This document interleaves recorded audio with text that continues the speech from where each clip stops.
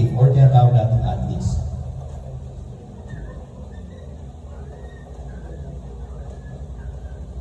Hanggang 1.9 kasi mamaya ectomorph yung tao. So pag nasa highly active ka na, pwede mo na i-consider yung body type ng tao. Highly active, 6 times a week may cardio, 6 times a week may workout. Tapos yung nature ng trabaho niya magalaw talaga. Okay? So, for example, si Uriel, kukuhaan ko siya ng maintenance calories niya. Ang tanong ko sa kanya ngayon, bro, anong nature ng trabaho mo? Yan, sige, tanong ko sa'yo, anong nature ng trabaho mo? BPO po, coach. Okay, sakto yung ano ko kanina, BPO. Sakto pala example ko kanina. Okay, ngayon, Uriel, ilang beses na nag-workout sa loob ng isang linggo? Isang mundo, coach. 4 times. Kasama yung bahay. Basketball. May basketball ka, kasama sa 4 times yun. Tapos yung gym talaga, mga twice. 2 to 3, plus basketball, may running ka. How often? Once a week. Minsan wala. Basketball. Pero basketball lagi meron. Okay. So, tama, pwede ko siya consider as an active person. Kahit na BPO siya, 4 na beses siya gumagalaw. 8 years, okay. Na-try mo na ba mag-workout with a coach? Before? Okay. So, ilalagay ko lang siya muna rito sa 1.4. Again guys, maging kayo, conservative kayo pagdating sa pagbigay ng PPE. Kasi maraming nilalagpasan sabihin na, ay, active ako kasi 5 times ako nagka-cardio, 5 times ako nag-workout. Pag sinabay mo sa amin sa workout, warm up pa lang, hindi na kaya. Diba? Hindi sa bigat ng usapan, yung intensity. Meaning, hindi pa pala marunong mag-workout. Intensity-wise. So, ibababa mo ngayon. Kasi mangyayari, coach, kinuha ko to, pero tumaba ako. Yung pala, pag tinignan mo yung training niya, ball poking. May tinatawag tayong ball poking, may tinatawag tayo ng intense workout. Mamaya explain ko rin kung paano nyo i-intense yung workout ninyo mamaya. Without lifting sobrang bibigat na. Darating naman yung mga weights na yan. Dahan-dahan na. Intensity ay importante. Okay? So 1.4. So itong 1,556, multiply natin sa 1.4.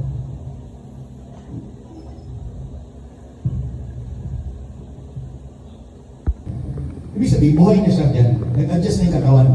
Nag-adjust yung katawan doon sa activity niya sa loob ng isang linggo, which is basketball, konting running, and then workout. Doon sa kinakain niya, kung ano man yung kinakain niya, basta ang ending nun, yan yung ganyan karami. 2,100 calories. Maintenance calories yan, ha?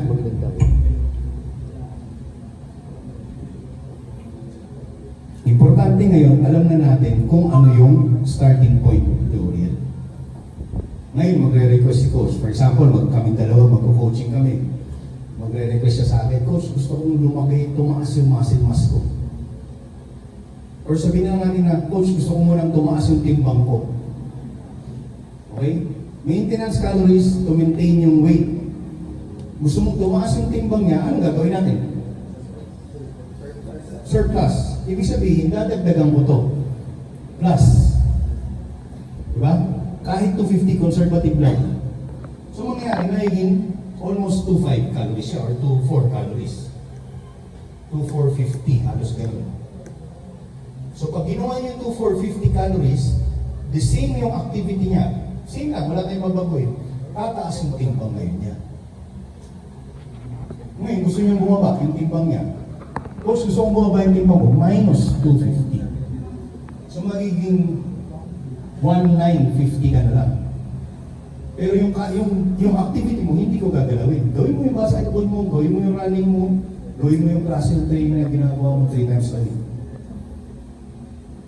Wala akong binago guys ha, pagkain lang. Inayos ko lang yung pagkain. Automatic. Bababa yung timbang. Ay, wala. Lobat.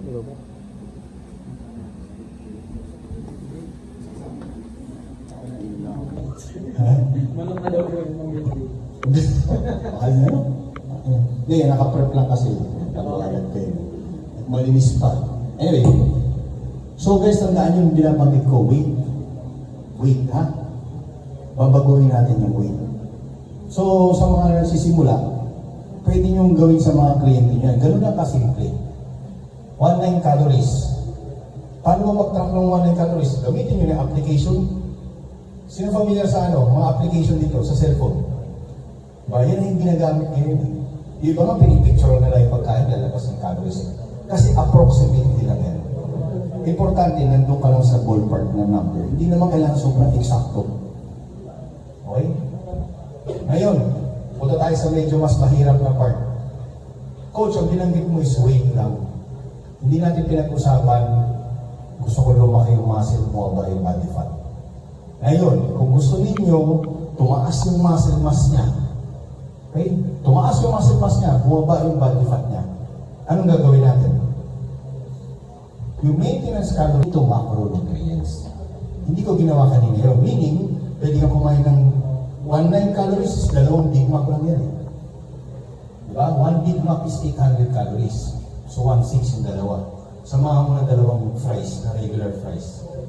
Actually, fries mataas eh. Samahan mo lang ng ng isa pang tinapay na wheat bread, 2 wheat bread na may peanut butter.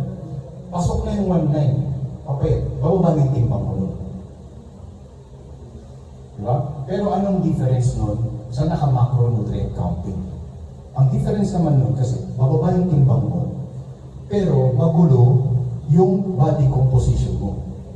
Familiar ka sa tinatawag ng body recomp. Lalo yung mga kabataan dito, yun ang laging uso may sa TikTok. Recomp. Hirap na yung mga tao. Ano ba yung recomp na yan? Papaliwanag ko na lang sa inyo. Recomposition. Ano ba, saan ba compose ang katawan ng tao? Ang katawan ng tao is composed of water, muscle, fats, bones. Diba? Alin yung kaya mong galawin doon? Muscle tsaka yung taba. Yung pwede galawin yung tubig, di namatay yan. Diba?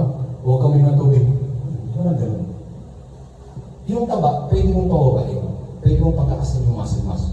Muscle mass, pwede mong pa-feeding proper nutrients. Okay? Body fat percentage, pwede mong pawabain through cardio and through total caloric intake, which is naka-deficit. Right? Medyo lumayo na tayo, no? Pero sundan niyo yung umpisa. Ha? Okay. Burahin ko na muna itong stats niya, Uriel. Balik tayo sa maintenance niya, ha? Ito guys, weight lang to. Ngayon, ang gusto natin, yung maintenance niya, 2,178. Ang gusto natin guys, 40% nito galing sa protina.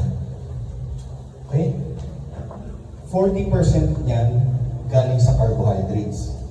And yung 20% niyan galing sa fats. Okay? So, paano natin gagawin yun?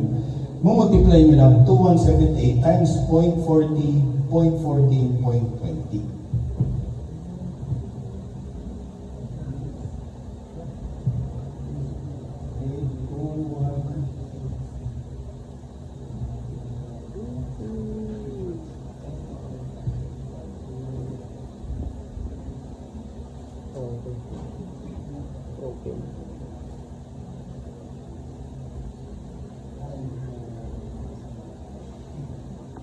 Okay.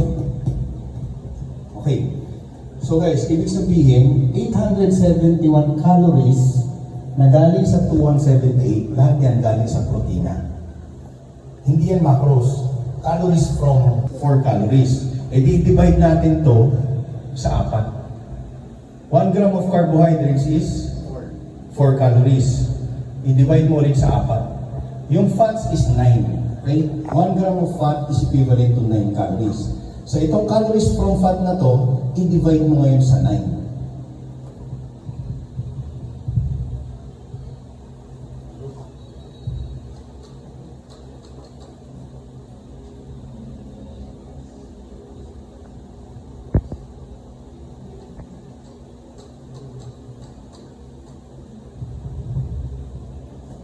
Okay? So, ibig sabihin, 217 grams of protein ang kailangan niya sa isang araw. 217 grams of carbohydrates and 48 grams of fats. para makuha niya yung maintenance calories niya na 2178. Okay? Para pag nag-workout siya, tumaas yung muscle mass niya, bumaba yung body fat niya, nang hindi ko siya tinideficit. Hindi ko binabawasan pa yung pagkain niya. Naka-maintenance calories lang siya. Pwede ko naman sabihin mag-cardio ka, dagdagan mo ng isang araw, di ba? Kasi 4 times ka. 4 calories. E di-divide natin to sa 4. 1 gram of carbohydrates is 4 calories.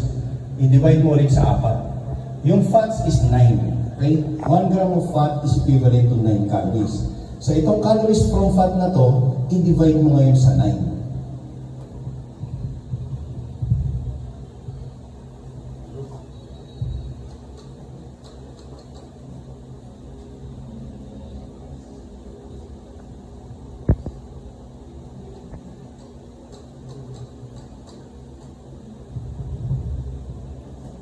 Okay? So, ibig sabihin, 217 grams of protein ang kailangan niya sa isang araw.